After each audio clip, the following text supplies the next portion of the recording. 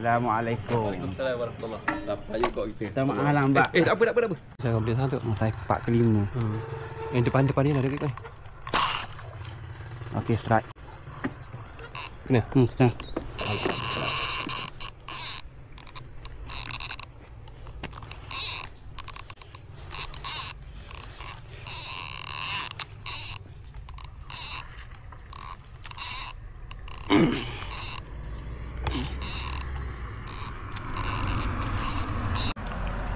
Oh, tu dia. Dalam 4 jari 5 jari. 5. 5 Pak nak masuk 5. Oh, ramah. Okey, alhamdulillah. Hari ni kesekian Balang. Balang komen kali pasal spek kah? Memang terbayar. Mana spek? Nampak tak? Nampak. Tadi sebelum shoot memang abang nampak ikan ni abang tunjuk kan?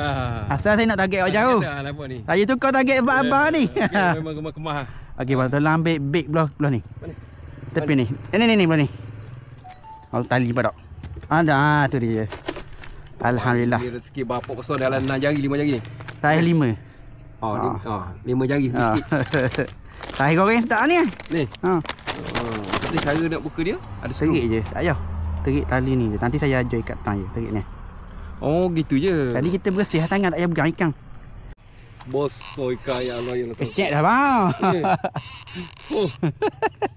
Ya Allah. Alhamdulillah. Syukur. Tapi habisnya nak bahas ikan lain, abang tunjuk hot tu, saya tukar target. Oh, malam macam jumpa gitu tu. Memang saya nak bahas ujung. Betul abang kata hot tu belah kiri, saya pun fak tukar. Aduh. Okey. Bos. Ekor lagi. Abang pakai mesang Kalau kuh gitu kan. Hot tu macam bewok. Oh, bewok. Bewok. Jom.